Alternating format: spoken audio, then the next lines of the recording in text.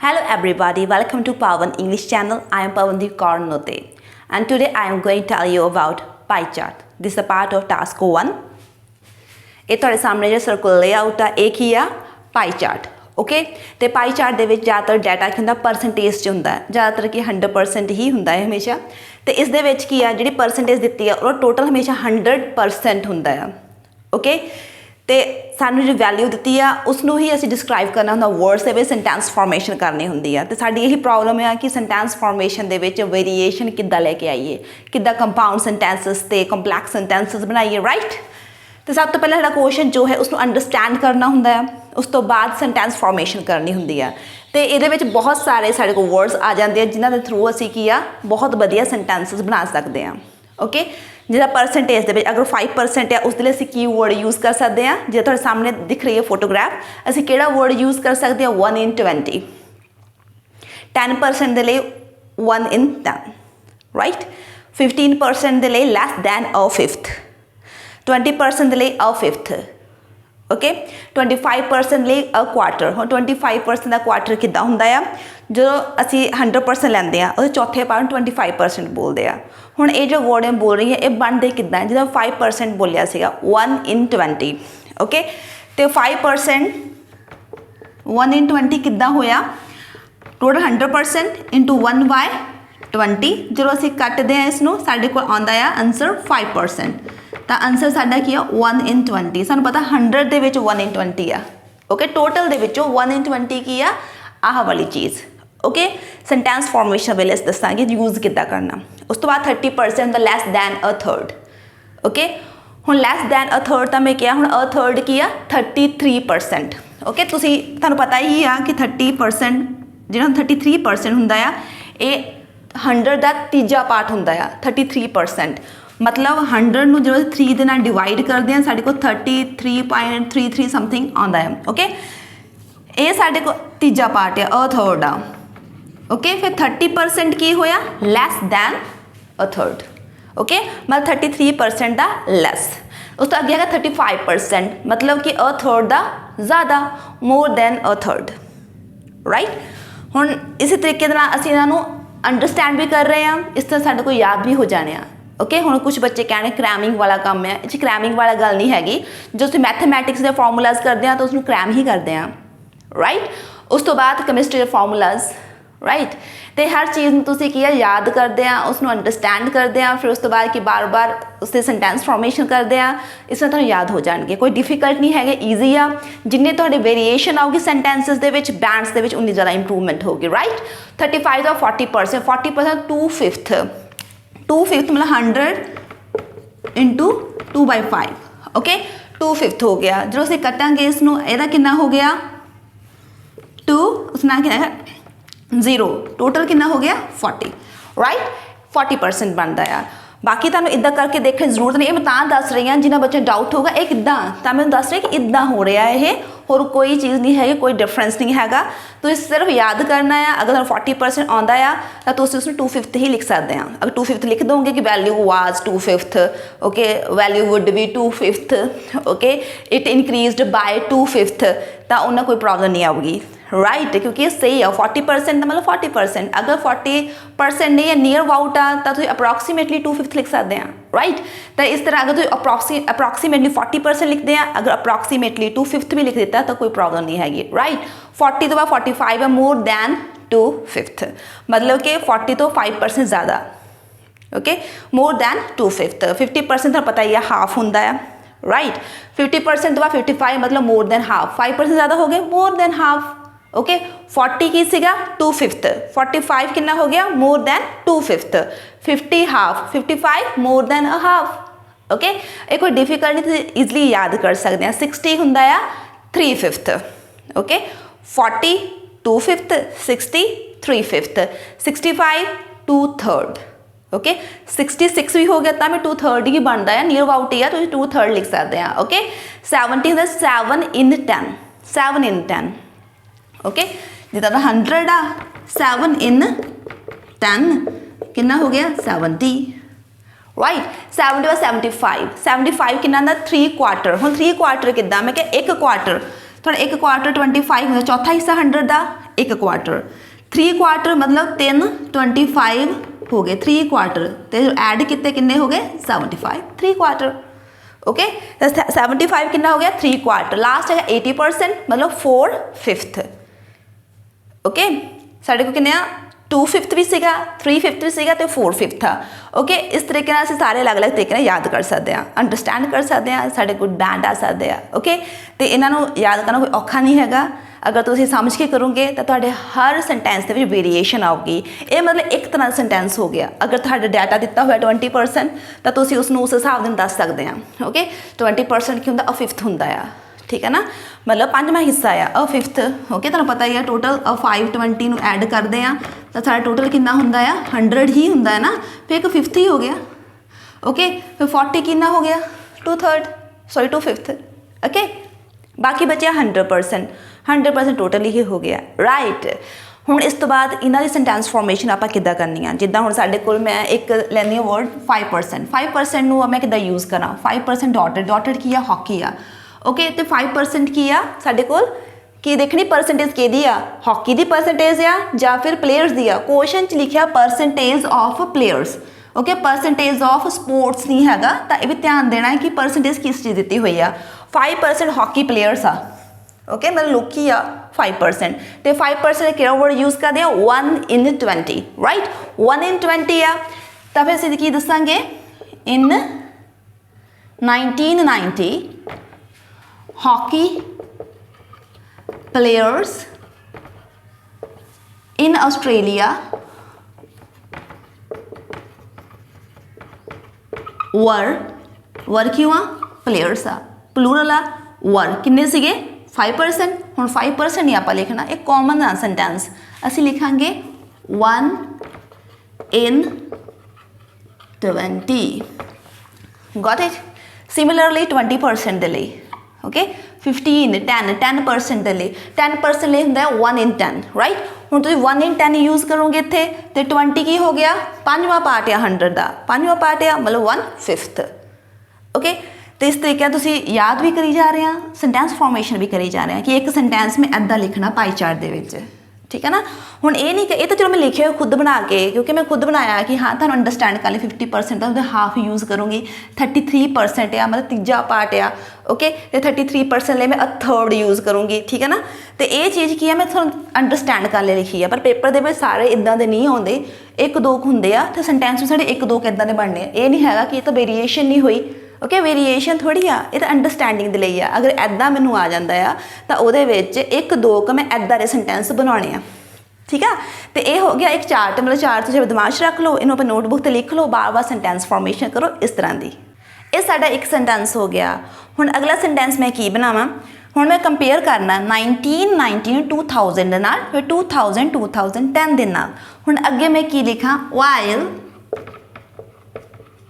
After 1 decade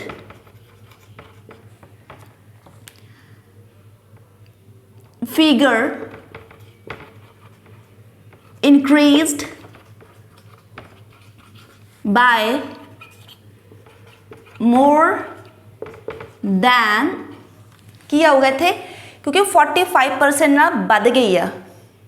किन्ने नाल वधी आ 45% दे नाल, तो फिर उहदे लई असीं की वर्ड यूज़ करांगे more than 2/5।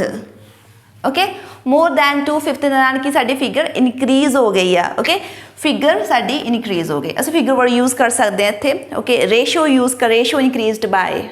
ओके, मतलब कि साडे कोल की परसेंटेज वर्ड आ, फिगर इनक्रीज़ड बाय मोर दैन 2/5, जिहड़ी फिगर आ वो वध गई मोर दैन 2/5 दे नाल, मतलब 45% दे नाल वध गई। 45% नाल वध गई, 5% 45% ऐड कीते तो कितना हो गया फिर 50%। ओके, ये साडा हो गया पहला सेंटेंस फॉर्मेशन हो गई। तो सेंटेंस फॉर्मेशन अंडरस्टैंड हो गया ना कि हाँ कि किस तरीके दे नाल डिस्क्राइब कर रहा है। तुसीं इसनूं ध्यान नाल देखो, समझो कि हाँ कि पहला सेंटेंस की आ, दूजा सेंटेंस की आ। मैं वर्ड्स विच लिख रही हाँ, वर्ड काउंट करदे आ 180 वर्ड्स होने चाहिए। राइट, 180 मतलब 150 to 180, जिन्हें ज़्यादा मतलब कि लिखांगे गलतियाँ हो सकदियाँ, 180 ऊपर भी लिख सकदे वैसे, पर गलतियां नहीं आप करनी, इसलिए लिमिटेड जिन्नी उन्होंने कही आ कि 20 मिनट्स के लिख सको तो 150 180 वर्ड्स कंप्लीट करने आ तो असीं वर्ड्स में इदा लिख सकते हैं ताजो काउंट करन तो वर्ड्स में काउंट हो जान, राइट। तो उदा 50% लिखण में भी कोई प्रॉब्लम नहीं सीगा, 20% लिखण में कोई प्रॉब्लम नहीं हैगा, बट के सेंटेंस साडे की आ वो वेरी नहीं कर रहे, चेंज नहीं हो रहे, डिफरेंशिएशन नहीं हो रही, सॉरी। तो ये चीज़ा की असीं डिस्क्राइब कर सकते हैं with the help of this type of words, okay. कि 5% जगह मैं केड़ा वर्ड यूज़ करा, 20% जगह केड़ा वर्ड यूज़ करा, ओके। हुण रह गया आ वाली चीज़, हुण मैं आ चीज़ लिखी आ, ओके। हुण इस तो बाद की लिख सकते हैं वाइल आफ्टर 1 डिकेड का मतलब होंदा 10 साल बाद। वाइल मतलब मैं कंपाउंड सेंटेंस बना रही हूँ। While after 1 decade figure increase by more than 2/5 की आ 45% ना बढ़ गई। हुण 2010 दे विच 33% अ थर्ड, ठीक है ना, 33% अ थर्ड वर्ड यूज़ किया सीगा, कॉमा लगा लेना। उस तो बाद तीजा कंपैरिजन नाले चल रहा है, फुल स्टॉप लगा के लिखना, वह सेंटेंस फॉर्मेशन तुसीं उस हिसाब नाल कर सकते हैं, बट मैं कॉमा लगाया कर रही हाँ। वाइल दे नाल पहला कद तक सेंटेंस, हुण मैं कॉमा लगाया, उदों लिखिया ऑन दी कॉन्ट्ररी, ठीक है, on the contrary in 2010 ratio reached at a third, okay, a third ते पहुँच गई रेशो। नाल लिख सकते हैं in case of hockey, but असी हॉकी ही लिख रहे हैं तो सेंटेंस कंप्लीट नहीं होया, इस तरह से एक सेंटेंस फॉर्मेशन कर दी है। पहला असी की किया परसेंटेज नू वर्ड्स विच किद्दां कन्वर्ट करना, राइट। हुण परसेंटेज नू वर्ड्स विच मैं कन्वर्ट कर चुकी हाँ, हुण हर सेंटेंस में उदा दा नहीं लिख सकती, तो हुण मैं नैक्सट की करा, वेरी करना है, डिफरेंट सेंटेंस लिखना है। तो इत्थे मेरे को 18% है टेनिस प्लेयर्स, इत्थे मेरे को 15% है टेनिस प्लेयर्स, तो 3% डिफरेंस आ रहा है। तो इत्थे मैं केड़ा सेंटेंस लिखा, between 1990 and 2000, difference of 3% was seen in case of tennis players,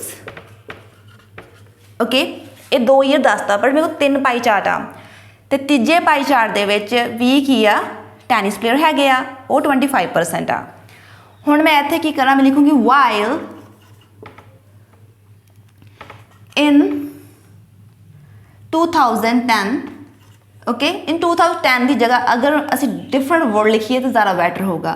while after 1 decade, okay, मतलब 10 साल बाद की होया, फिर जेडे सीगे टेनिस प्लेयर्स वो किन्ने हो गए 25%। The proportion of tennis players accounted for 25। हुण पिछे परसेंट का मैं सिंबल नहीं पाया, क्यों, क्योंकि ऑलरेडी प्रपोर्शन वर्ड लिख दिता होया। जो मैं मूहरे लिख दिता तो पिछे मैं दसने लोड़ नहीं, वो बार बार रैपीटिशन हो रही है कि बच्चा बार बार परसेंट लिखी जा रहा है। प्रपोर्शन कितनी सी 25, किस दी, टेनिस प्लेयर्स की, ओके। अकाउंटेड फॉर मतलब कि इत्थे असीं अकाउंट की, मतलब इत्थे सानूं मिली कितनी 25% ते प्रपोर्शन वाज 25, या फिर proportion of tennis players accounted for 25, okay. हुण असीं करांगे नैक्सट सेंटेंस। हुण नैक्सट सेंटेंस दे विच की आ, जिद्दां हुण आ साडे कोल प्लेयर्स आ, ये किहड़े वा, बेसबॉल है ना। तो साडे कोल की आ in 1990 and 2000 percentage of baseball player was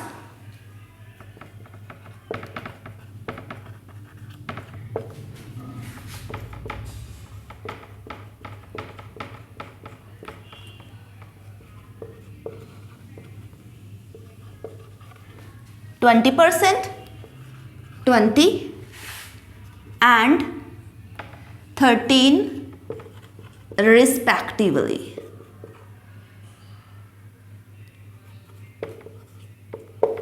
ਹੁਣ ਰਿਸਪੈਕਟਿਵਲੀ वर्ड कित्थे यूज़ करते हैं ਜਦੋਂ ਅਸੀਂ ਕੀ ਆ ਕਲੈਕਟਿਵਲੀ ਦੱਸਣਾ ਹੋਵੇ, ਇਕੱਠਿਆਂ ਦੱਸਣਾ ਹੋਵੇ ਕਿ 1990 ਦੇ ਵਿੱਚ 20 ਆ, ਜਿਹੜਾ ਈਅਰ ਪਹਿਲਾਂ ਆ ਉਹਦੀ ਪਰਸੈਂਟੇਜ ਪਹਿਲਾਂ ਲਿਖਾਂਗੇ, ਜਿਹੜਾ ਈਅਰ ਬਾਅਦ 'ਚ ਲਿਖਿਆ ਉਹਦੀ ਪਰਸੈਂਟੇਜ ਅਸੀਂ ਬਾਅਦ ਵੀ ਦੱਸਾਂਗੇ। ਓਕੇ, ਕਿ 1990 2000 ਦੀ ਗੱਲ ਹੋ ਰਹੀ ਆ ਤੇ ਸਾਡੇ ਕੋਲ ਪਰਸੈਂਟੇਜ ਕਿਹੜੀ ਕਿਹੜੀ ਦਿੱਤੀ ਹੋਈ ਆ। ਪਰਸੈਂਟੇਜ ਕੀ ਆ 1990 ਦਿੱਤੀ ਹੋਈ ਆ ਤੇ 2000 ਦਿੱਤੀ ਹੋਈ ਆ।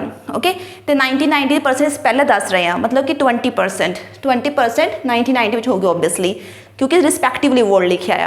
तो 13% की आ मतलब पिछे लिखा है, तो पिछले ईयर के लिए ये परसेंटेज होगी। रिसपैक्टिवली का मतलब ये होंगे कि 20% 1990, 2000 13%, राइट। हुण उस तो बाद 2 ईयर तो हो गए, हुण 2010 की गल भी करनी असी। ओके, इत्थे वर्ड लिख देवांगे वेयर एज, क्योंकि वायलेंस पहला लिख लिया।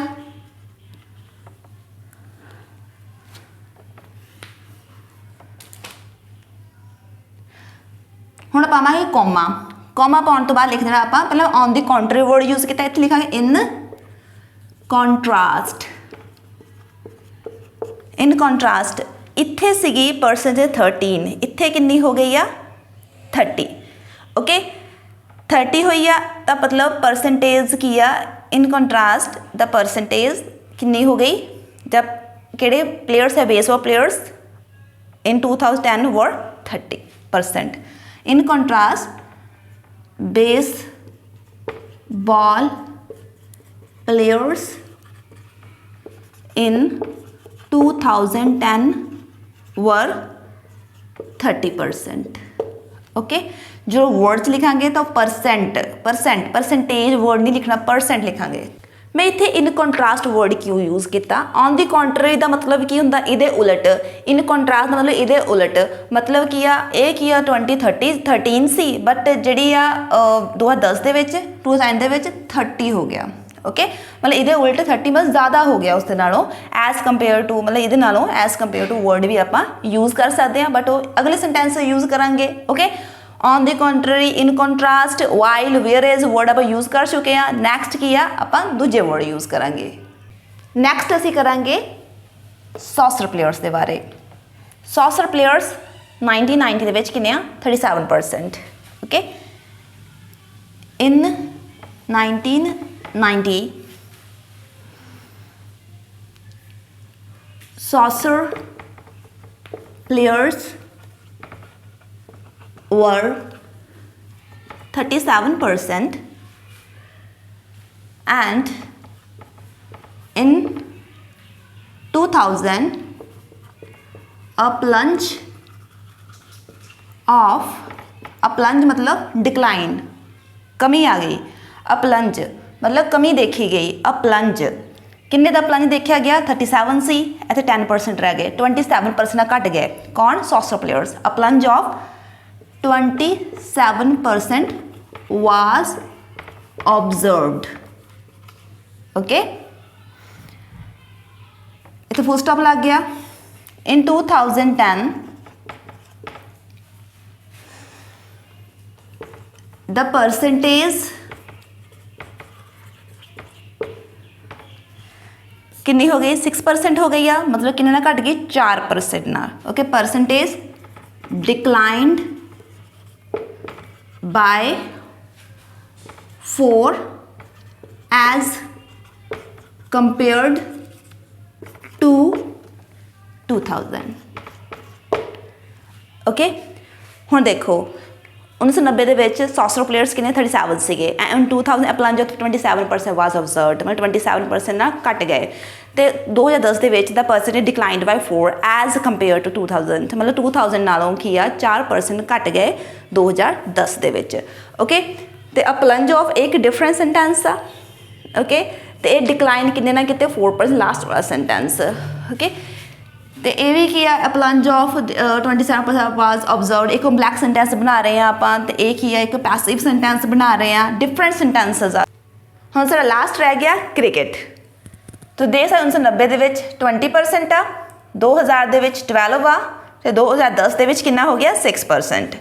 ਤਾਂ ਸਟਾਰਟ ਕਿੱਦਾਂ ਕਰਾਂਗੇ। ਇਨ 1990 20% players were interested in cricket and a drop कितने परसेंट ड्रॉप कर गया 8%, 20 तो 12 हो गया, drop off 8% was experienced in 2000. Okay, फिर उस तो बाद किया अद्धा हो गया half, percentage of cricket players got halved in 2010. Okay, तो ये साडा की हो गया sentence formation in pie chart. Okay, try to understand it. तो इसे सेंटेंस फॉर्मेशन अलग अलग डायग्राम उत्ते करके देखो, अलग अलग पाई चार्ट करके देखो, तो मतलब साड़ी की आ इस नाल अंडरस्टैंडिंग होगी, तो बार बार लिख लिख के देखोगे तो नॉलेज इनक्रीज होगी, बैंड इंप्रूव होणगे. तो बाकी तुसीं चाहुंदे आ कि तुहानूं होर सेंटेंसिस पता लगे, लाइन ग्राफ बारे, बार ग्राफ बारे, होर किसी बारे जानना है तो तुसीं देख सकदे डिस्क्रिप्शन बॉक्स दे विच, उत्थे काफ़ी वीडियोज़ दे मैं लिंक शेयर किए हुए आ. ओके, तो अगर तुहानूं पता लगदा ड्रॉप इंक्रीज दे होर किहड़े वर्ड्स है उसका भी लिंक मैं कि डिस्क्रिप्शन बॉक्स दे विच शेयर किया हुआ है. ओके, फर्स्ट लाइन ग्राफ जिहड़ा कि मैं उत्ते वीडियो बनाई सी उहदे विच सारा एक्सप्लेन किया सी इनक्रीज लिए होर किहड़े वर्ड्स है, डिक्रीज लिए होर किहड़े वर्ड्स है. ओके, तो डिफरेंट वर्ड्स डिफरेंट सेंटेंसिस दे नाल ही साडा की आ टास्क 1 सोहना लगता है, तो उसनूं बहुत वधिया बनाउण दे लई की आ बार बार प्रैक्टिस करो, because practice makes a man perfect. All the best.